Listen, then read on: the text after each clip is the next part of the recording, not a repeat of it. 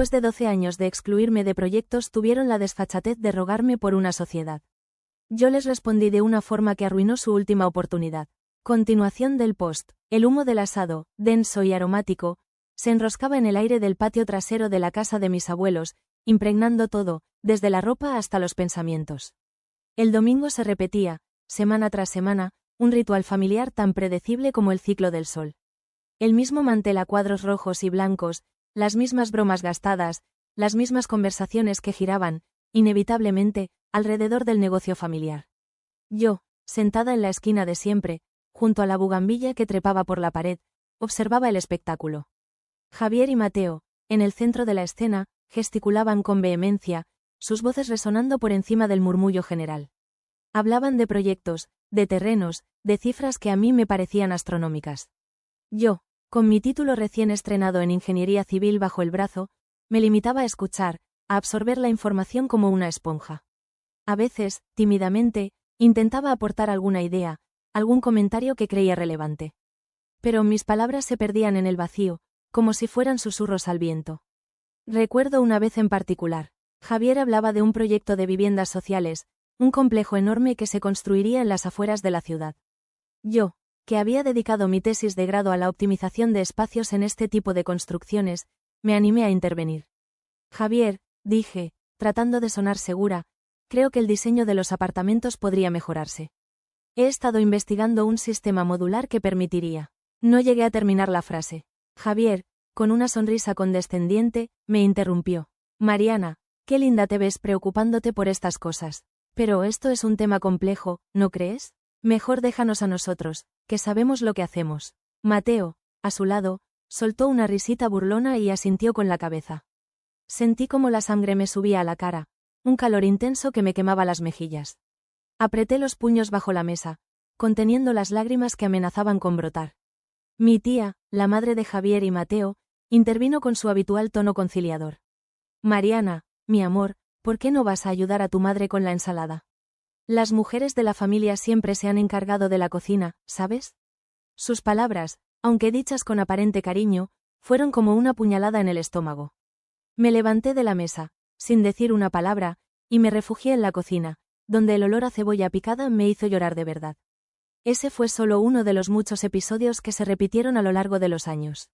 12 años de exclusiones sistemáticas, de comentarios despectivos disfrazados de bromas, de una constante sensación de ser una intrusa en mi propia familia. 12 años de ver cómo mis primos, sin mayor mérito que ser hombres y llevar el apellido correcto, se adueñaban del legado familiar, mientras yo, con mi formación y mi pasión, era relegada a un segundo plano. 12 años de asados dominicales que se convertían en un festín de frustración y amargura. Recuerdo las texturas, el roce áspero del mantel contra mis dedos mientras apretaba los puños, la sensación fría de la porcelana en mis manos al servir la ensalada, el sabor metálico de la rabia contenida en mi boca. Recuerdo las miradas, la condescendencia en los ojos de Javier y Mateo, la lástima disfrazada de cariño en la mirada de mi tía, la indiferencia de los demás. Cada domingo, cada asado, era una nueva capa de resentimiento que se acumulaba en mi interior, una presión constante que amenazaba con explotar. Me sentía asfixiada, atrapada en una telaraña de machismo y tradición de la que no sabía cómo escapar. Y mientras tanto, el aroma a carne asada, que antes me evocaba la unión familiar, se convertía en el símbolo de mi propia exclusión, en el recordatorio constante de que, en ese mundo de ladrillos y cemento, yo no tenía lugar. Mi lugar, según ellos, estaba en la cocina, preparando la ensalada, mientras los hombres de la familia construían su imperio. Un imperio del que yo, por el simple hecho de ser mujer, estaba destinada a ser eternamente espectadora. El humo del asado, denso y aromático, se enroscaba en el aire del patio trasero de la casa de mis abuelos, un olor que antes me evocaba calidez familiar y ahora solo me recordaba mi lugar en la periferia. La tensión no era un evento aislado, era la textura misma de esos encuentros, tejida en el roce áspero del mantel contra mis dedos, en la frialdad de la porcelana en mis manos al servir las ensaladas. Mi rol designado, la mujer de la familia, relegada a la cocina mientras los hombres hablaban de negocios. Era una soga invisible, apretando lentamente, año tras año, constriñendo mi voz, mi ambición, mi propio ser. No era una chispa, sino un fuego lento, consumiéndome por dentro, dejando un regusto amargo que ni siquiera el dulce de la natilla podía aplacar. Recuerdo una vez, recién graduada, la euforia burbujeando en mi pecho como champán. Había pasado semanas, meses incluso, puliendo mi proyecto de remodelación para la casa de mis abuelos. Materiales ecológicos, diseños innovadores, planos meticulosamente dibujados. Una oda a la sostenibilidad y la modernidad. Lo presenté con el corazón en la mano, la ingenuidad brillando en mis ojos.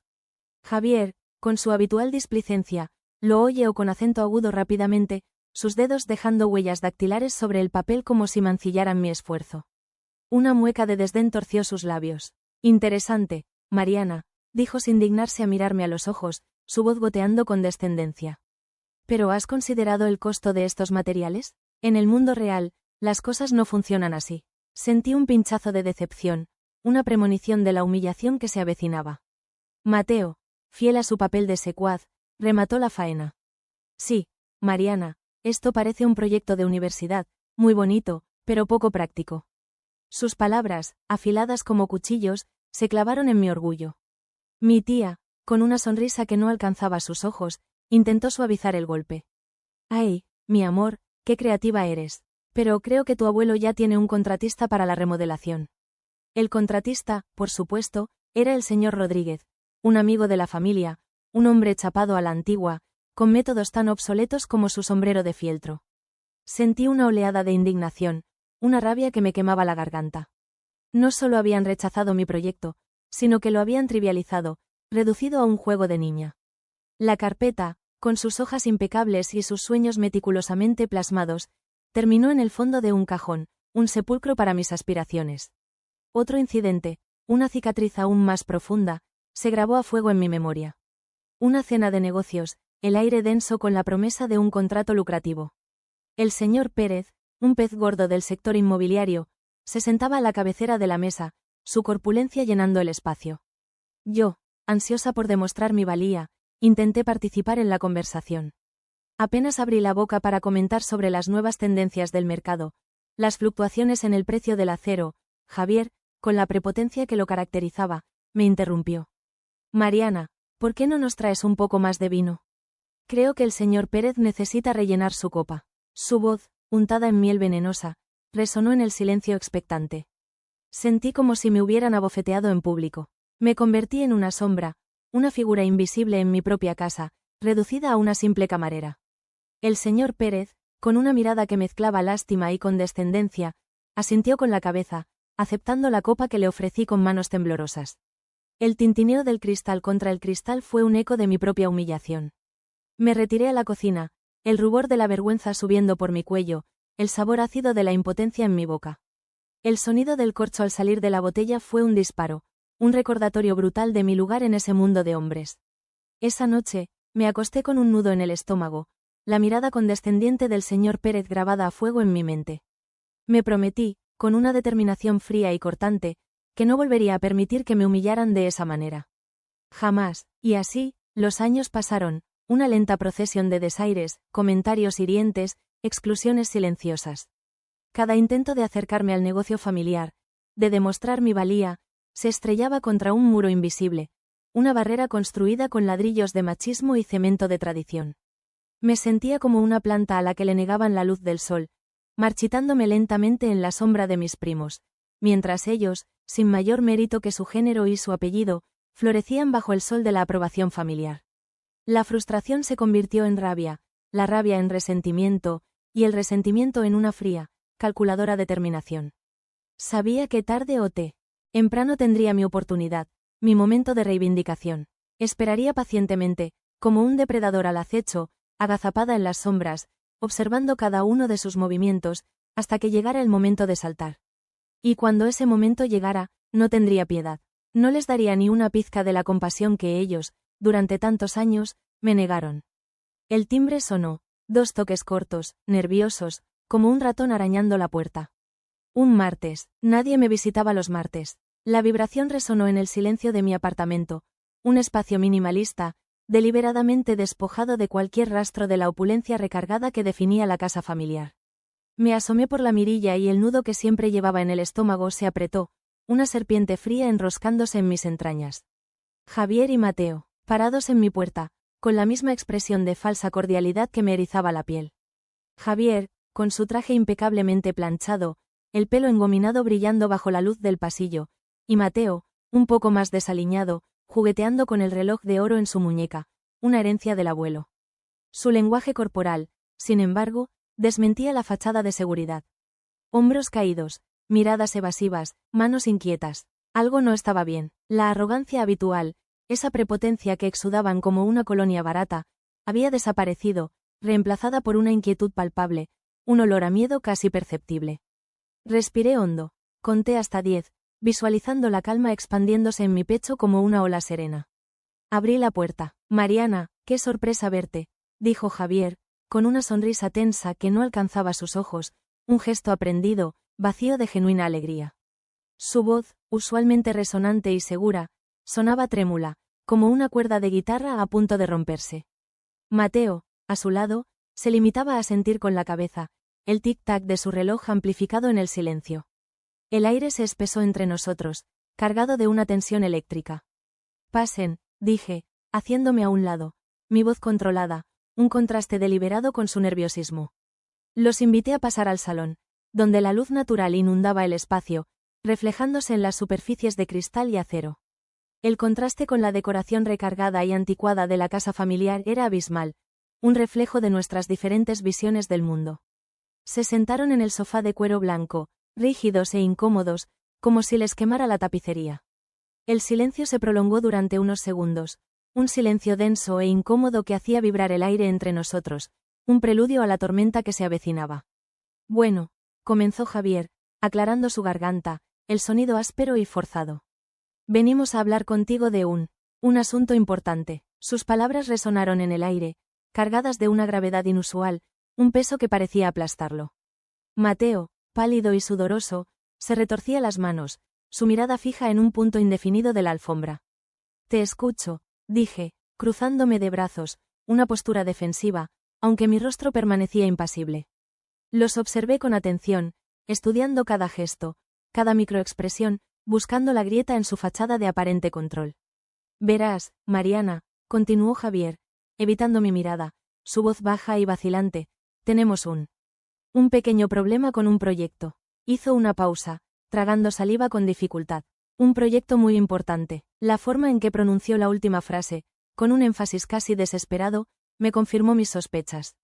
Estaban en serios problemas. ¿Qué tipo de problema?, pregunté, sin dejar de mirarlo fijamente, mi voz neutra, sin un ápice de compasión. El silencio se extendió de nuevo, un silencio preñado de tensión. Javier intercambió una mirada nerviosa con Mateo, como buscando apoyo. Finalmente, Javier respiró hondo y, por primera vez, me miró a los ojos.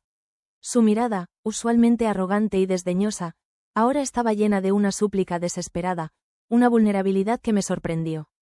Necesitamos capital, dijo, su voz apenas un susurro. Y contactos, y, bueno, tú eres nuestra última esperanza. Las palabras me golpearon como una bofetada, una descarga eléctrica que recorrió todo mi cuerpo. ¿Yo, su última esperanza? Después de 12 años de excluirme, de ningunearme, de tratarme como si fuera invisible, ahora yo era su salvavidas. La ironía de la situación era tan absurda, tan grotesca, que casi me hizo reír.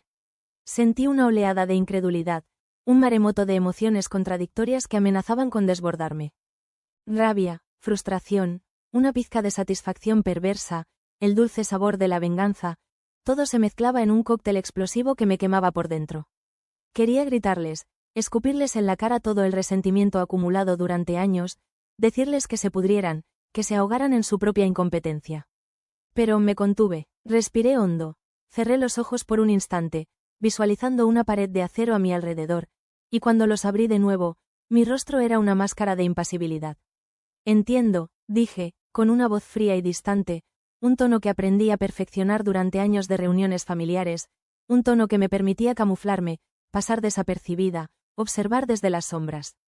Me imagino que este proyecto debe ser bastante especial, para que hayan venido a pedirme ayuda. Dejé la frase en el aire, como un anzuelo, esperando a que mordieran. Javier asintió con la cabeza, con los ojos llenos de una súplica desesperada. Es el proyecto de nuestras vidas, Mariana. Si lo perdemos, estamos acabados. Su voz se quebró al final, una grieta en la armadura de machismo que siempre lo había protegido.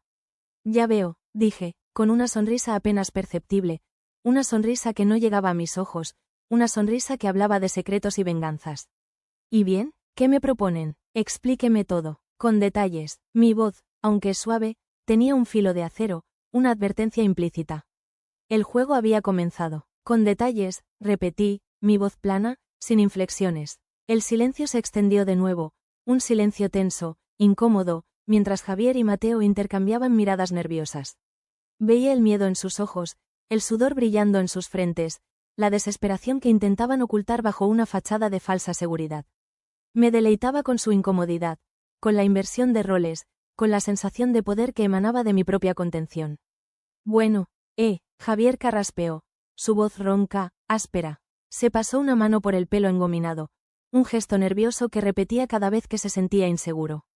Se trata de un complejo residencial de lujo, en la zona norte de la ciudad. Un proyecto ambicioso, con un gran potencial. Sus palabras sonaban huecas, vacías de la convicción que solía mostrar. Parecía un niño regañado, esperando el castigo. ¿Y cuál es el problema exactamente? Pregunté, sin apartar la mirada. No iba a facilitarles las cosas. Quería que sudaran, que suplicaran, que se arrastraran. Hemos tenido algunos inconvenientes con la financiación, admitió Javier, con la voz baja, casi inaudible. Y, bueno, también necesitamos algunos contactos para agilizar los permisos. ¿Inconvenientes con la financiación? Repetí, arqueando una ceja. ¿Qué tipo de inconvenientes? Sabía perfectamente a qué se referían. Los rumores sobre sus problemas financieros corrían como la pólvora en los círculos familiares. Su arrogancia y su falta de planificación los habían llevado al borde del precipicio. Y ahora, venían a mí, a la niña de la familia, a la que siempre habían menospreciado, a pedirle ayuda. Hemos sobreestimado nuestras capacidades, murmuró Mateo, por primera vez interviniendo en la conversación. Su voz era apenas un susurro, un hilo de voz que se perdía en el silencio del apartamento. Ya veo, dije, con una sonrisa fría que no llegaba a mis ojos. Así que necesitan dinero, y contactos, y vienen a mí. Interesante. Mariana, por favor, suplicó Javier, con la voz quebrada. Sabemos que no nos hemos portado bien contigo en el pasado. Pero te necesitamos. Eres nuestra última opción. La palabra, opción, me escoció. No era una opción, era su única salida, y eso me daba una satisfacción perversa, un placer casi morboso. No sé, dije, fingiendo dudar. Tendría que analizar la propuesta, ver los números, evaluar los riesgos. Claro, asintió Javier, con la esperanza renaciendo en sus ojos. Tenemos toda la documentación, te la podemos entregar ahora mismo. No, dije, cortante. Quiero una propuesta formal, completa, detallada, con todos los números, los planos, los permisos, todo. Y quiero que la presenten en una reunión familiar, con todos presentes, para que no haya malentendidos. La expresión de Javier cambió. La esperanza se desvaneció, reemplazada por una mezcla de sorpresa y confusión. No esperaba esa respuesta, esperaba que me abalanzara sobre la oportunidad, que les rogara que me dejaran participar. Pero, no iba a ser tan fácil. Quería humillarlos, quería que sintieran la misma impotencia que yo había sentido durante tantos años. ¿Una reunión familiar?, preguntó Javier, con la voz temblorosa. Sí, dije, con firmeza. Una reunión familiar, con mis padres, con mis tíos, con mis abuelos, con todos. Quiero que todos sepan lo que está pasando. Quiero que todos sean testigos. Mateo me miró con los ojos desorbitados, como si hubiera dicho una locura. Javier, en cambio, palideció. Sabía lo que significaba esa reunión. Sabía que, si la propuesta no era impecable, si había alguna grieta en su plan, quedaría expuesto ante toda la familia. Su reputación, su orgullo, todo se iría al traste. Pero Mariana, balbuceó Javier, ¿no crees que es un poco exagerado? No, dije, con una sonrisa gélida. No lo creo, es lo mínimo que puedo pedir. Después de todo, ustedes son los que necesitan mi ayuda. El silencio se extendió de nuevo, un silencio denso, cargado de tensión. Javier y Mateo se miraron, sin saber qué decir. Yo, en cambio, me sentía tranquila, serena. Tenía el control, finalmente, tenía el control. Y no iba a soltarlo. La semana que siguió a la visita de Javier y Mateo fue una montaña rusa de emociones. Una mezcla de anticipación, ansiedad y una pizca de satisfacción maliciosa que, lo admito, me resultaba difícil de ignorar. Me concentraba en mi trabajo, intentando mantener la calma, pero la imagen de sus caras, esa mezcla de súplica y miedo, se repetía en mi mente como un gif macabro. Habían subestimado mi capacidad de aguante, mi paciencia de acero forjada durante años de humillaciones silenciosas. Ahora, el ratón mordía al gato, y el sabor era intoxicante. La reunión familiar se fijó para el domingo siguiente. El mismo escenario de siempre, la casa de mis abuelos, el olor a asado flotando en el aire, un recordatorio constante de mi lugar en la periferia.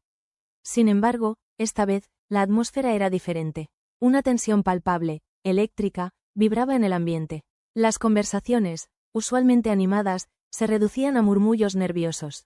Las miradas, antes indiferentes, ahora se posaban en mí con una mezcla de curiosidad y recelo. Era la presa convertida en depredadora, y todos lo sentían. Javier y Mateo llegaron temprano, acompañados de mi tía. Sus rostros estaban tensos, sus movimientos rígidos, como marionetas manipuladas por hilos invisibles. Mi tía, en cambio, irradiaba una falsa serenidad, una máscara de calma que no lograba ocultar la preocupación que le brillaba en los ojos.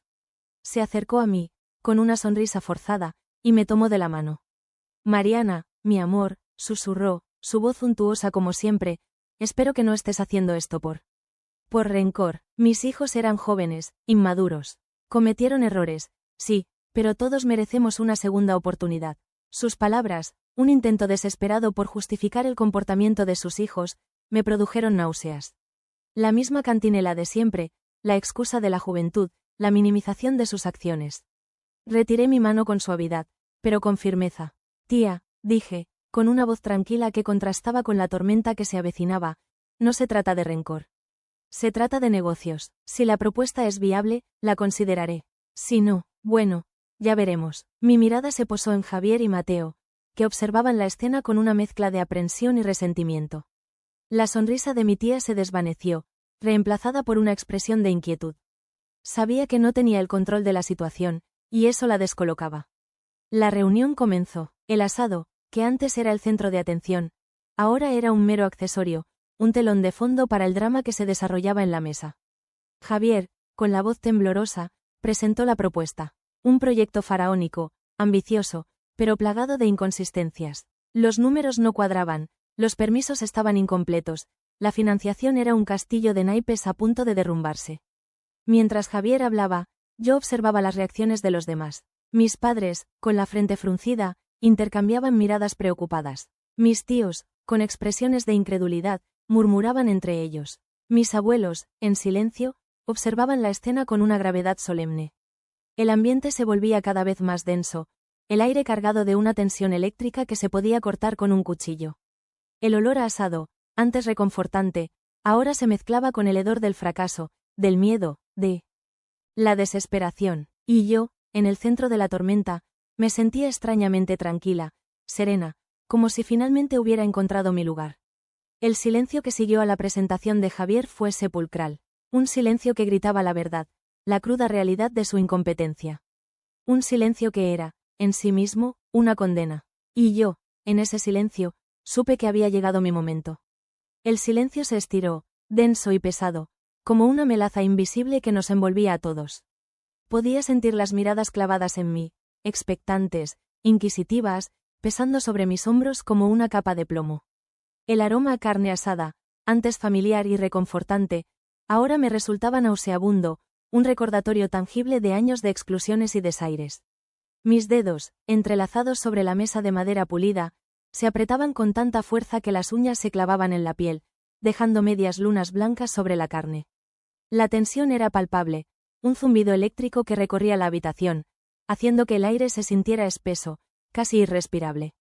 Por un instante, una duda, pequeña e insidiosa como una semilla de maleza, se coló en la fortaleza de mi resolución, germinando en la tierra fértil de la culpa. ¿Estaba siendo demasiado cruel? ¿Estaba llevando esta venganza demasiado lejos? La imagen de mi tía, con sus ojos suplicantes y su rostro surcado por la preocupación, me asaltó con la fuerza de un golpe en el pecho. Su voz, untuosa y conciliadora, resonaba en mi cabeza. Todos merecemos una segunda oportunidad, mi amor. Sus manos, huesudas y manchadas por el sol, se tendían hacia mí en un gesto de súplica silenciosa. Recordé su abrazo, tibio y sofocante a la vez, después de cada humillación disfrazada de reunión familiar. Recordé sus palabras, siempre intentando suavizar los comentarios mordaces de sus hijos, justificando su machismo con la excusa de la juventud y la inmadurez. Son buenos chicos, Mariana, solo necesitan un poco de tiempo. Un nudo de culpa se formó en mi garganta, apretando, constriñendo mi respiración. Tal vez, pensé fugazmente, debería darles una oportunidad. Tal vez debería tragarme mi orgullo, mi resentimiento, y extenderles una mano. Después de todo, eran mi familia. Sangre de mi sangre. ¿Realmente merecían este escarnio público, esta humillación frente a todos? La duda crecía en mi interior, como una enredadera que amenazaba con asfixiar la fría determinación que me había sostenido durante tantos años. Cerré los ojos con fuerza, intentando acallar el ruido de mis pensamientos, el torbellino de emociones contradictorias que me azotaba con la fuerza de un huracán. El murmullo de las conversaciones a mi alrededor se desvaneció, reemplazado por el rugido ensordecedor de la sangre pulsando en mis oídos. Respiré hondo, 1, 2, 3 veces, buscando la calma que siempre me había caracterizado, esa serenidad que me permitía observar, analizar, actuar con la precisión de un cirujano. Pero la calma no llegaba. En su lugar, una oleada de recuerdos, vívidos y dolorosos como fotografías reveladas en ácido, inundó mi mente. El comentario despectivo de Javier sobre mi proyecto de remodelación, interesante, Mariana, pero en el mundo real las cosas no funcionan así, su voz goteando con descendencia mientras arrugaba mis planos meticulosamente dibujados.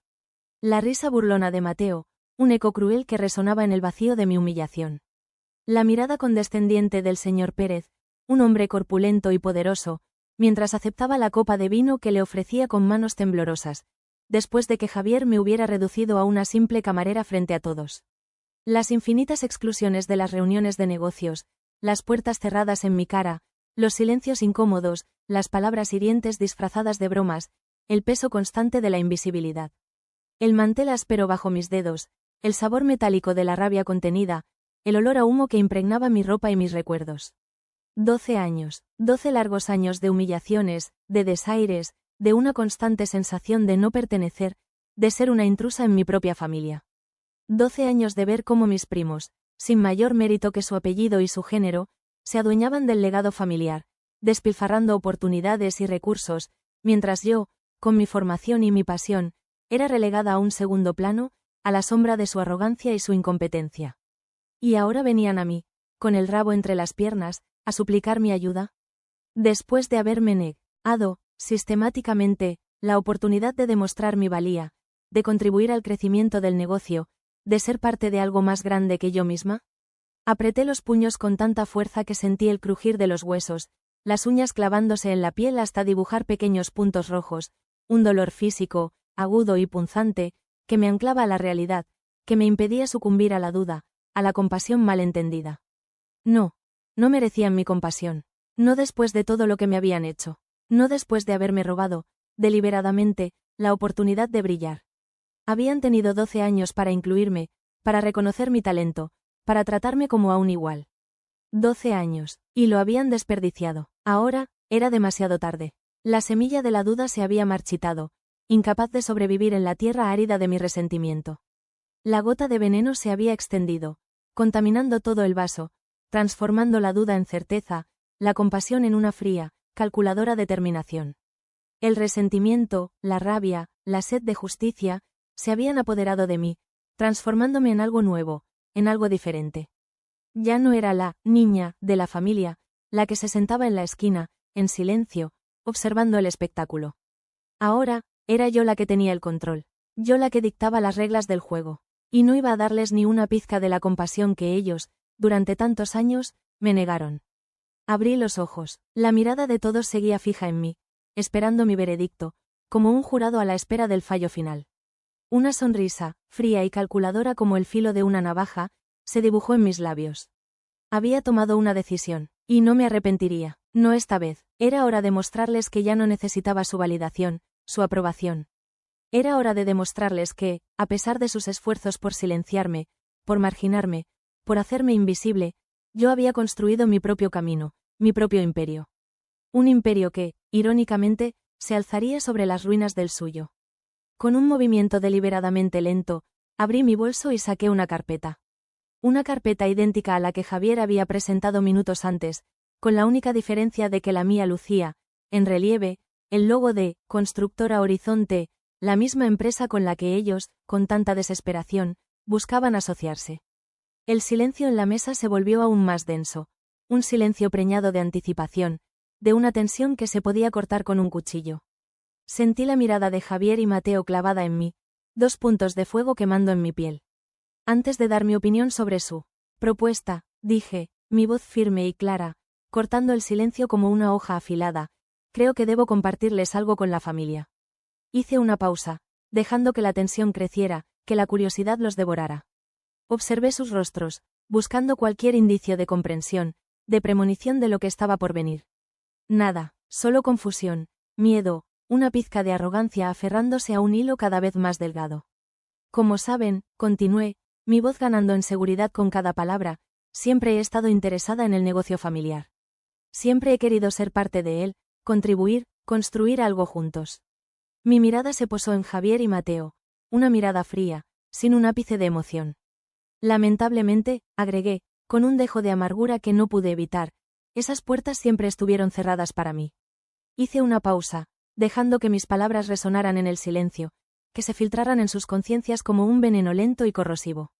Luego, con un gesto teatral, abrí la carpeta y la extendí sobre la mesa, el logo de Constructora Horizonte, brillando bajo la luz del mediodía, un faro de mi propia independencia, de mi triunfo silencioso. Por eso, dije, mi voz ahora resonante, llena de una fuerza que nunca antes había sentido, decidí construir mi propio camino. Hace 2 semanas, anuncié, mi mirada fija en los ojos desorbitados de Javier, cerré un contrato con Constructora Horizonte. No como socia, como ustedes pretendían, sino como su competencia directa. El silencio que siguió a mis palabras fue absoluto, sepulcral. El aire se volvió denso, irrespirable, como si una mano invisible hubiera apretado el botón de pausa en la realidad. Los rostros a mi alrededor eran una galería de expresiones congeladas. Incredulidad, estupefacción, rabia contenida. La mandíbula de Javier se tensó, los músculos de su cara trabajando como si masticara piedras. Mateo, pálido como un fantasma, se llevó una mano a la boca, intentando contener un grito que nunca llegó a salir. Mi tía, con los ojos desorbitados, parecía a punto de desmayarse. El olor a asado se había desvanecido por completo, reemplazado por el hedor acre del fracaso, de la derrota, del orgullo herido. El tic-tac del reloj de Mateo, antes un símbolo de su arrogancia, ahora era un metrónomo marcando el tiempo de su ruina.